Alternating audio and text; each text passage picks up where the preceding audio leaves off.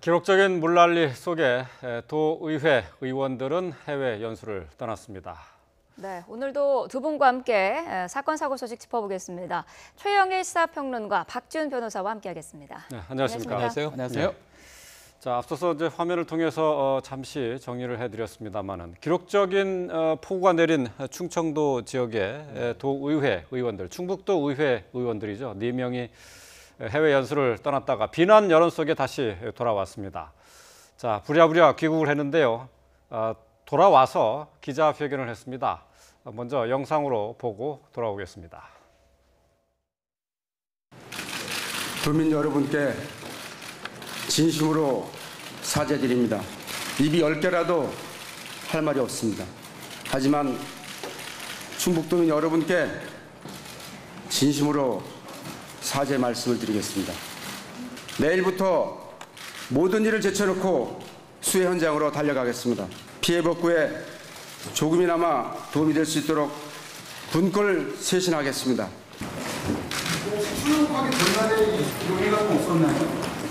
갈 것인지 말 것인지도 논의를 했었습니다만 소수 의견이 반영이 안 됐고 불가피하게 이렇게 출발을 하게 된 것입니다. 저희들이 이제 행정문안의 연수가 마지막이고 또 의회에서 마지막이다 보니까 네. 자, 갈지 말지를 논의는 했다고는 합니다. 하지만은 그래도 그 물난리가 났지만은 그래도 그 미뤘던 연수기 때문에 가야겠다 이렇게 결정을 했다는 거네요, 결국. 미뤘던 연수인데 왜 꼭 가야 했을까요? 저는 이게 22년 만에 큰 물난리였고요. 이게 해마다 뭐 통상 겪는 정도의 재난을 넘어선 수준이었지 않습니까? 전국적으로 걱정이 많았고 아까 이제 피해 도민의 뭐 울부짖음도 들으셨는데요. 이렇게 거꾸로 여쭙고 싶어요. 본인의 자택이나 혹은 본인의 가족, 부모님, 형제의 집이 저렇게 수해에 잠겨 있다면 떠났을까, 과연? 네. 그런데 우리가 도의원, 공인이죠.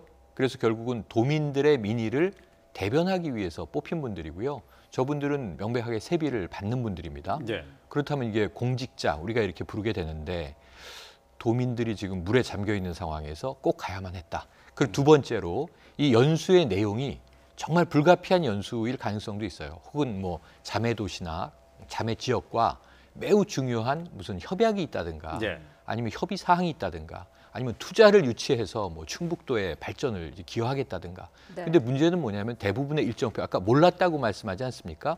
비행기 타고 봤다는 얘기도 나왔는데요. 그럼 다 패키지 여행과 크게 다름없는 관광 코스로 되어 있고 한 2군데 정도 시청 방문이 있는데 그것도 중요한 뭐 회의가 잡혀 있었던 것은 아닌 것으로 전해집니다. 그렇다면 두 가지 측면에서 이 연수 여행의 불가피성과 지금 이제 본인이 속해 있는 지역의 상황, 이 두 가지를 대비해 봤을 때 지금 말씀하시는 건 참 안이한 출국이었다 이렇게 생각할 수밖에 없습니다. 네. 공무원들의 연수를 가장한 외유성 출장이 사실 어제 오늘의 일은 아니지 않습니까? 그렇습니다. 지금 이것도 문제지만 지금 부산 기장군에 있는 소속 의원들도 마찬가지입니다. 양곤에 갔었는데 비슷해요. 관광 상품을 본인들이 뭘 개발을 합니까? 관광 상품을 개발한다고 결국은 패키지 같은 걸 해가지고 그 어떤 일정 같은 거 봤을 때는 누가 보더라도 패키지 여행으로 보이는 거거든요. 그래서 도의 의원들도 뭐 마찬가지로 부산도 가뭄이고 힘들고 이러면 글쎄요 뭐가 중요하고 뭐가 중요한지를 판단을 못하는지 모르겠지만 굳이 저 상황에 가야 되는지가 문제고 그 내용 자체가 정말 중요하고 안 가면 안 되는 거란 모르겠지만 대부분 봐서 일정표 보면 저는 모르겠습니다. 뭘 배우고 뭘 할지 모르겠지만 일정표로 봤을 때는 당연히 패키지가 똑같기 때문에 요번 참에 외유성 연수 같은 것들에 대해서 뭐 보고서 쓰는 거 막 형식적으로 적는 거 이런 것도 좀 확인을 좀 해야 되는 게 아닌가. 이 다 세비고 국세거든요. 그렇죠. 자, 뭐 말씀하신 것처럼 기장군 의회 의원들도 외유성 해외 연수를 갔는데 말이죠.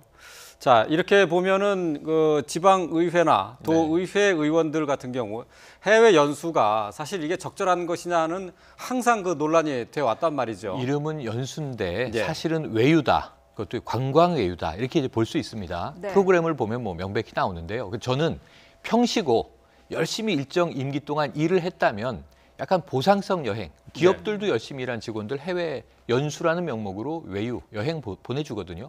그럴 수 있는데 문제는 평시라면은 누가 뭐라 하겠어요. 다녀오시라는 거죠. 왜냐하면 해외 도시에 가서 관광 자체도 뭐 새로운 걸 깨달을 수 있습니다. 그런데 이런 이제 재난 시에는 아까 기장군 말씀하셨는데 기장군뿐만이 아닙니다. 전남도에 안전건설 소방위원회 이 위원들, 도의원들도 네. 외유를 떠났어요. 어디로 갔냐면 호주, 뉴질랜드 갔습니다. 네. 기장군과 지금 전남도가 왜 문제가 되냐면 지금 청주는 수해가 문제지만 그때는 가뭄으로 도민과 군민들은 그야말로 이 물이 없어서 난리를 정말 애가 타고 있을 때 외유를 네. 떠났단 말이에요. 또 뿐만 아니라 그 외에도 뭐 더 있습니다. 뭐 두바이로 갑니다. 이게 사드 배치 때문에 지난 네. 3월에 정말 그야말로 이제 시민과 국민들은 난리가 났을 때 지난 3월 그 엄중한 시기에 김천시 시의회 의원들은 이제 두바이로 가요. 예. 두바이가 우리가 대표적으로 하는 관광지 아닙니까? 네. 그렇죠. 또 굉장히 호텔 좋고 7성급 호텔에 셰프들이 거기서 많이 주로 활동하고 있는데 근데 이 사드 배치 문제와 전혀 상관없이 이 시기에 외유를 떠났다. 그럼 이거는 이제 비난의 대상이 되는 거죠. 그래서 갈 때 가더라도 좀 본인이 담당하고 있는 지역의 현안, 사안들을 돌아보고 떠났으면 좋겠다. 그리고 네. 아까 박지훈 변호사 참 잘 말씀하셨는데요. 이 외유성 논란이 끊이지 않는 연수 꼭 가야 하느냐. 정말 가야 한다면 뭔가 외국에서 투자 설명회라도 현지의 뭐 기업에 한다든가 네. 아니면 현지의 행정기관들과 뭔가 유의미한 협약을 맺는다든가 좀 일을 만들어서 가는 게 정말 이저 주민들 보기에도 온당하지 않겠는가 이런 부분들은 앞으로 좀 이 개선이 되길 기대해 봅니다. 네. 급거 귀국한 도의원이 어제 이제 2명이었는데 나머지 2명은 아직 돌아오지 않고 있어요. 그렇습니다. 뭐 여러 가지 이유를 들고 있는데 표를 뭐 구하기 어렵다라고 얘기를 하고 있는데 네. 글쎄요. 표 많습니다. 표 많은데 예. 만약에 이걸 바꾼다 그러면 본인 자비나 사비가 들 거라고 아마 그걸 판단하는 것 같아요. 똑같은 표로 바꾸는 건 어렵죠. 예, 그렇지만 귀국하려 그러면 다른 뭐 비행사라든지 다른 표를 구할 수 있으면 갈 수 있는데 네. 그거를 아마 거부한 걸로 보입니다. 두 사람은 지금 귀국을 했고요. 나머지 지금 두 사람은 귀국을 안 하고 있는데 아마 내일 정도에 표에 맞춰서 나올 것 같습니다. 네. 결국 이것도 문제인 것 같아요. 결국 본인들 돈을 들까 봐 취소를 못 했다는 얘기도 있거든요. 그리고 또 가서도 귀국을 해야 될 시점이죠. 이 정도 논란이 되면 뭐 거기서 뭐 어떤 중요한 걸 하더라도 이제 와야 됩니다. 네. 근데 자비 드는 게 좀 걱정되고 이래서 또다시 못 온다는 핑계는 사실 납득하기 어렵습니다. 예. 근데 이런 가운데 이제 왜 나만 갖고 그래? 왜 우리만 갖고 그래? 이런 반발도 있어요. 네. 김학철 의원 같은 경우 뭐 우리가 뭐 국회의원도 아니고 일개 도의회 의원인데 네. 뭐 이렇게 전 국민적인 공분을 사게 되는 이런 사건이냐?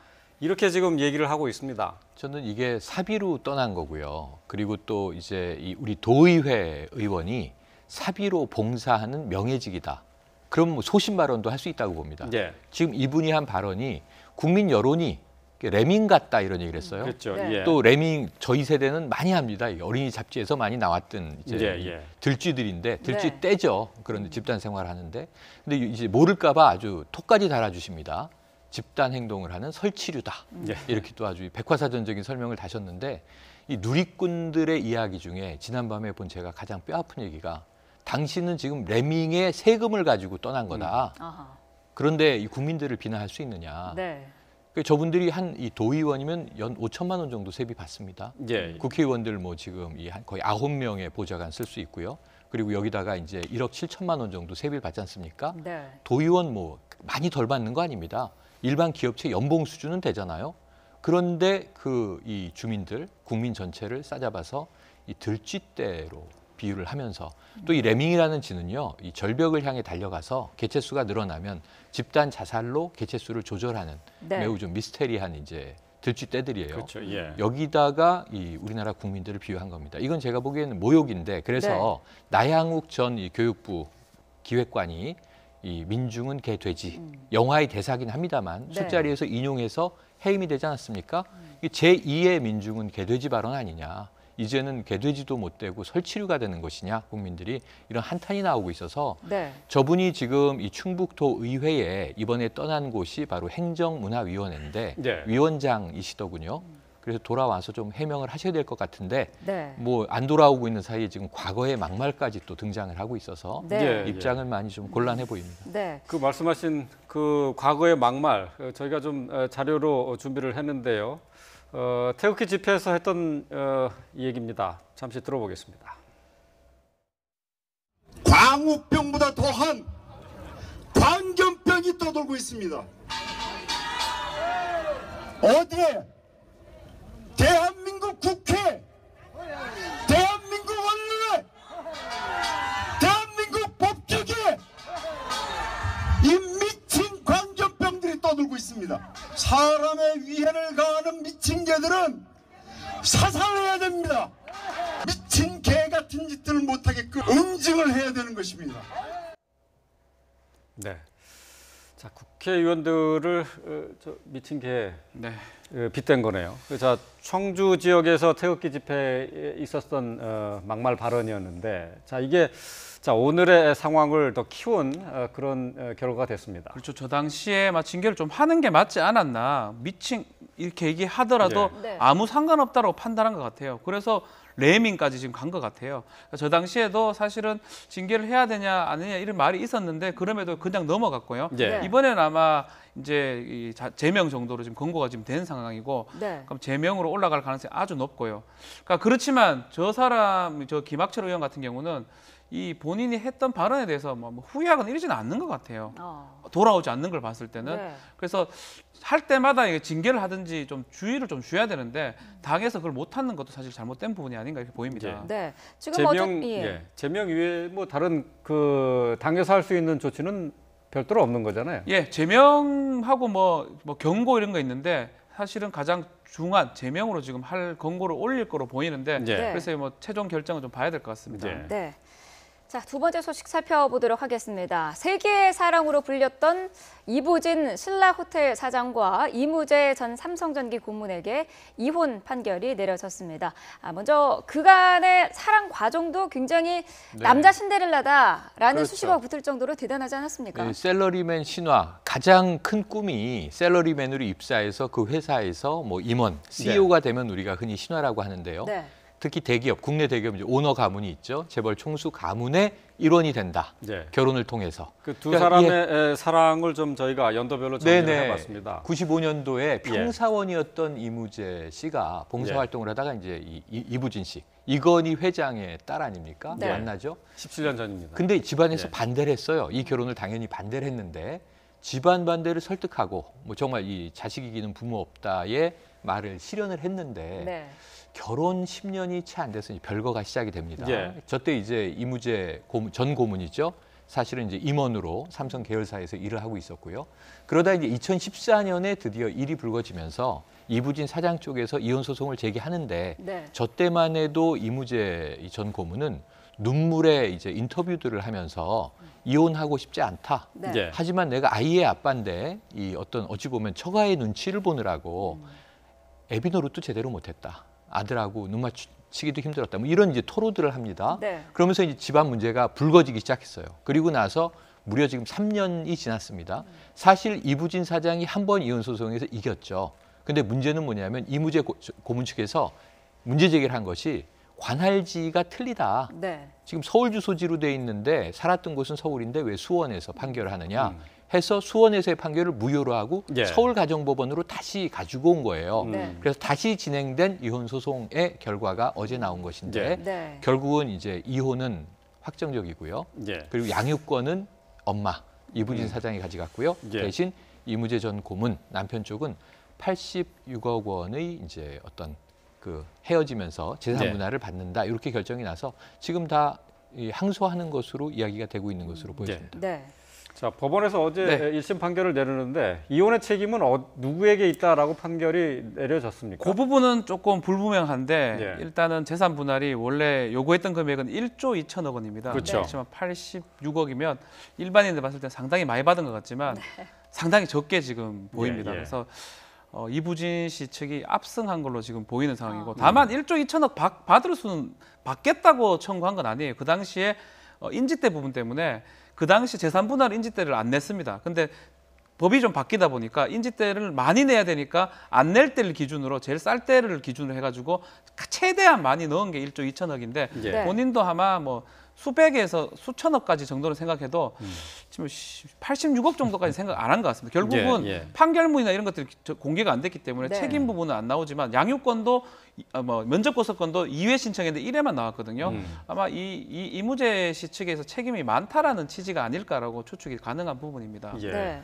말씀하신 것처럼 지금 아빠의 입장에서 양육권이라든지 면접 교섭권이 본인이 원하는 것만큼 안 나온 부분에 대해서 네. 좀 불만이 굉장히 있는 것 같아요. 굉장히 크죠. 우선 뭐 지금 그 박 변호사님 얘기처럼 그 금액 부분에 대한 불만도 있겠지만 이 이무재 전 고문도 뭐 돈을 당장 명분으로 내세우는 건 아닙니다. 네. 특히 이제 아이 문제가 큰데요. 그동안 아까 눈물의 인터뷰를 해왔다 말씀드렸다시피 네. 이번에도 마찬가지인데 자신의 아이이기도 하죠. 사실 재벌가의 손주이기도 하지만 네. 그래서 이 평범한 보통의 삶을 좀 우리 아이에게 가르쳐주고 싶다. 재벌가 안에서만 자라다 보면 삶의 행복 같은 것 누리지 못할 수 있지 않느냐 하는 걱정이 있는 것 같아요. 네. 이건 또 아빠의 입장에서 일견 일리 있는 고민일 수 있겠다는 생각이 드는데 어쨌든 여러 가지 종합적인 이유를 가지고 항소하겠다는 입장인데 지금 이부진 사장 쪽은 이제 이번 판결을 대단히 환영하는 입장입니다. 네. 하지만 뭐 상대 측에서 항소를 하면 또 2심까지 가게 되겠죠. 그러면 이제 결국 가장 세간의 관심은 이 두 번째 재판에서는 그러면 재산 분할액이 좀 더 늘 수 있을 것이냐 이런 부분에 대한 관심이 많은데요. 제가 네. 보기에는 이 판결이 번복될 다른 경우의 수가 있을까 좀 이제 우려는 되는데 이 법조인이 계시니까 이렇게 돼 있더군요. 그러니까 원천 재산을 물려받은 게 이부진 사장의 재산인데 네. 그것은 본인의 가족으로부터 물려받은 거기 때문에 네. 이것은 부부 별산으로 의해서 이무재 고문과는 상관없는 재산이지만 결혼 기간이 또 짧진 않잖아요. 결혼 기간이 있는데 결혼 기간 동안 그 재산이 불어나서 증식이 됐다면 네. 이것은 부부가 공동 기여한 것이 아니냐라고 하는 취지의 판결이 다수 나오는 판례들이 많다고 해요. 네. 예, 그 그렇게 부분에 보면은, 대해서 네. 좀 더 자세히 네. 좀 알아보죠. 그러니까 지금 재산 분할 그렇죠. 또 친권 부분이 이제 가장 그 첨예한 부분 그렇죠. 아니겠습니까? 이혼 재판에서는. 자, 여기서 이제 지금 가장 그 세간의 관심은 이 재산 분할이 어떻게 되느냐 하는 부분이에요. 일반인들 같은 경우는 10년 이상 같이 살았다 그러면 예. 50%를 주는 게 일반적입니다. 아, 예. 두 사람이 가사든 이제, 뭐 예, 남자가 공동 가사를 재산, 하든 예. 누가 하든 간에 예. 공동으로 기여했다고 보고 사실 돈 많은 것도 안 쓰고 계속 유지하는 것도 기여라고 보는 거거든요. 예. 그래서 50% 내지 뭐 45%를 보는데 좀 다르죠.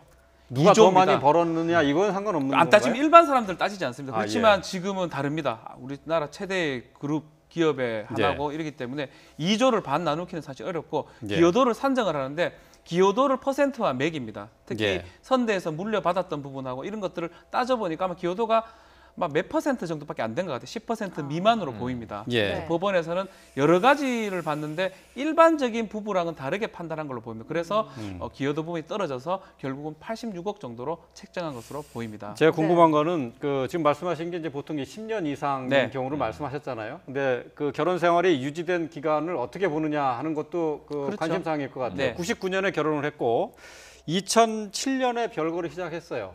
근데 2014년에 이제 이혼 소송에 들어갔단 말이죠.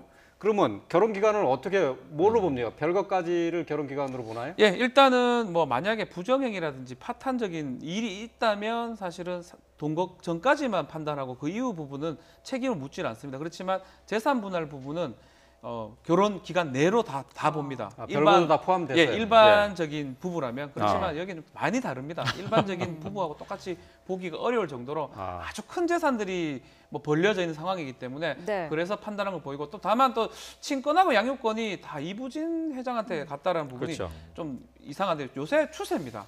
친권, 양육권을 분리하지 않습니다. 친권은 뭐냐면 양육권은 실제로 키우는 권리고요. 예. 네. 부모 중 일방이 키우는 권리고 예. 친권은 공동행사해버리면 친권은 양육권보다 더 큰 관념입니다. 법정 대리인데 예를 들어서 아이가 외국에 유학을 간다 할 때 예. 친권을 공동행사하면 이혼한 아버지나 이혼한 어머니한테 동의를 받아야 됩니다. 그러니까 그런 어떤 불편함이 좀 있기 때문에 최근에 와서는 뭐 굳이 원한다면 친권을 공동으로 주지만 원하지 않는다면 친권 양육권을 일방한테 줘버리고요. 그걸 예. 행사하지 않는 사람은 면접 교섭권을 많이 줍니다. 근데 월 1회 받았거든요. 통상은 2회 이상을 줍니다. 근데 월 예. 1회 받은 것도 글쎄 어떤 뭐 다툴 부분이긴 한데 아마 아이의 복리를 봤을 때 또 재벌가의 손자고 재벌가의 아들이기 때문에 아이가 자주 밖에 만나는 것보다는 월 1회 정도 만나는 게 맞다고 아마 법원에서 판단한 게 아닌가 이렇게 보입니다. 네. 지금 임 전 고문이 항소하겠다는 방침을 밝혔기 때문에 아직 이 두 사람의 싸움은 완전히 끝난 건 아닌 것 같습니다. 자, 다음 소식도 살펴보겠습니다. 같은 동네에 사는 또래 친구를 2년 넘게 괴롭힌 사건을 저희 YTN이 단독으로 보도해 드렸었는데 알고 봤더니 피해자가 이 학생 하나만이 아니었던 것 같아요. 그러니까 이게 일회적인 사건이 아니고 다소 조직적인 사건이다라는 정황이에요. 네. 그러니까 뭐냐면 이제 3명의 친구들이 1명의 친구를 괴롭혔다. 따돌린 게 아니고 데리고 다니면서 괴롭혔는데 고등학생으로 보기에는 죄질이 굉장히 심하죠. 네. 모텔에서 욕실에 거의 감금하다시피 하고 찬물을 뿌리고 말이죠. 또 길거리에서 전봇대에 묶어놓고는 이 하의를 내리는 그런 또 성추행에 이르는 이제 일들을 벌이고 네. 제일 끔찍한 대목은 전 이거였는데 라이터로 머리털을 태우고 예. 삭발을 시킵니다. 예. 이건 가학에 해당하는 학대에 해당하는 거죠. 네. 그리고 이것을 보다 못한 가해 학생의 부모가 피해 학생의 부모에게 연락을 취해서 경찰에 고발이 들어간 그런 사건이란 말입니다. 네. 그런데 이제 문제는 알고 보니까 금품 갈취도 있었던 거예요. 한 달에 보통 한 10만 원 정도씩을 이제 뺏어갔다는 거죠. 그래서 여러 가지 이걸 이제 과거에 좀 이 가학 문화 이야기를 우리가 할 때 청소년들 간에 셔틀을 시킨다 이런 얘기를 했죠. 예. 네. 고등학생들인데 담배도 사오게 하고 뭐 이제 간식도 사오게 하고 그랬는데 이게 알고 보니까 생태 조직처럼 돼 있어서 예. 이 아이가 이렇게 발각되면서 결국 이 모임에서 빠져나갔을 때 서열이 명확하게 돼 있어서 이 아이의 역할하는 다른 대체 자원이 필요했던 거예요. 그래서 또다시 제2, 제3의 가해를 받은 피해 학생들이 등장하고 있는 것으로 지금 보여집니다. 이건 수사가 좀 확대할 것으로 보여지고요. 네. 이 한 사례에서 끝나는 게 아니라 좀 일탈, 비행 청소년들 일반에게까지 좀 학교 당국 또는 경찰 쪽에서 좀 향후의 전수조사에 가까운 이 어떤 조사들이 필요한 상황 아닌가. 그래서 네. 이것이 저희는 그냥 일회적인 끔찍한 사건이다.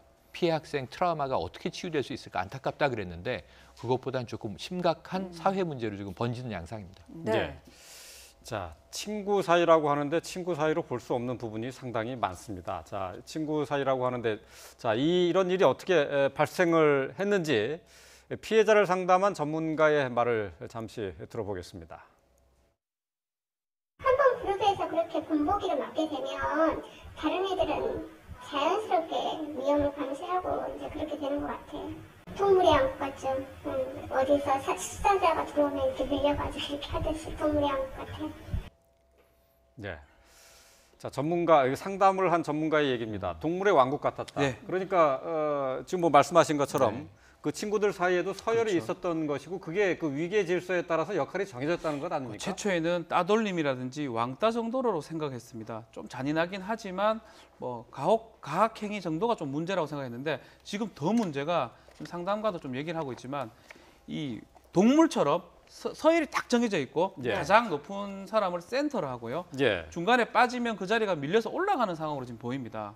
그래서 이 피해자 이 학생도 본인이 피해를 당하고 있고 생각을 못했고 본인도 좀 이따가 만약에 밑에 사람이 들어오면 올라가면 똑같은 행동을 또 반복할 수 있는 그런 구조로 지금 돼 있는 거거든요. 예, 예. 이 단순한 뭐 머리를 태우고 뭐 몸을 묶고 이런 것도 문제지만 이 구조 자체가 아마 학교 내에서 많이 만연해 있는 게 아닌가. 이 학생들만 또 그렇다면 다행인데 이 말고도 새로운 유형의 어떤 왕따라든지 어떤 네. 폭력 유형이 되지 않을까 해서 예. 아마 우리 최근 평론가 말씀 좀 하셨지만 네. 이 사건도 중요하지만 서열 문화 같은 이런 것들을 조금 조사를 하는 게 필요한 상황이 아닌가 이렇게 보입니다. 네. 이거 학생들이 이걸 어떻게 알고 어디선가 배워서 이러는 건 그렇죠. 아닙니까? 그러니까 이게 왕왕이 있었죠. 과거에는 일진이라는 이름으로 청소년 학교 내에 상당히 좀 음성화된 조직이 있다. 이게 또 사회 문제로 번졌었고 이게 지금은 좀 다 어느 정도 해소됐는지 알았는데 그 뿌리가 사라지지 않았던 것 같아요. 이게 학교에서 이 친구들이 자라나서 사회에 나왔을 때 이 조직 서열이 그대로 외부화되면 이게 조폭이 되는 겁니다. 예. 네. 우리가 조직 폭력배라고 부르는 게 조직적으로 폭력을 행사하는 금품을 갈취하고 불법을 자행하는 그러한 이제 단을 얘기하는 거지 않습니까? 예. 그 집단적인 현상이 지금 이 청소년 시기부터 동네 또래 친구들이에요. 다 중학교 이 동창들이고 고등학교는 다르게 갔는데도 이 영향력이 미치고 있었어요. 그런 네. 면에서 아까 말씀드린 대로 각 학교 당국은 혹시라도 우리 지역, 우리 학교에 이 유사한 형태의 드러나지 않은 청소년들의 일탈적인 조직화, 생태가 만들어지고 있는 것은 아닌가 지금 예의주시해서 관찰해야 될 때고요. 그것이 네. 만약에 좀 다발적으로 발견된다면 아까 말씀드린 대로 이건 사회 문제입니다. 네. 그래서 예. 우리 사회가 다 나서서 공동체의 우리 뭐 미래를 늘 아이들이라고 하는데 이들을 치유해내지 않으면 지금 뭐 제재와 처벌을 통해서 이들이 교화되지 않으면 네. 점점 이러한 것의 강도는 높아진다는 거죠. 예. 그러면은 아직은 학생들이고요. 가해자뿐만 아니라 물론 피해자도 신체적으로 정신적으로 굉장히 힘든 상황에 처해 있습니다만 장난으로 받아들였다는 거거든요. 처벌이 어떻게 그래서 가능한 지금 건가요? 사실상 그 행동으로 봤을 때는 머리를 태운 행위라든지 네. 묶는 행위라든지 그런 행동으로 봤을 때는 막 성인이었다면 구속 사유로 보는 게 맞는 것 같아요. 네. 폭력행 처벌에 관한 법률 위반, 공동 폭행에다가 뭐 상해에다가 여러 가지 범죄가 성립할 수 있는데 아마 경찰이나 수사 당국에서는 이 피해 학생의 어떤 태도에 때문에 아마 구속까지는 안 간 걸로 지금 보입니다. 또 소년이기도 하고요. 네. 그리고 소년 사건으로 처리할 걸로 보이는데 다만 이거 말고 드러나지 않은 범죄들이 많이 있을 겁니다. 그런 부분들은 네.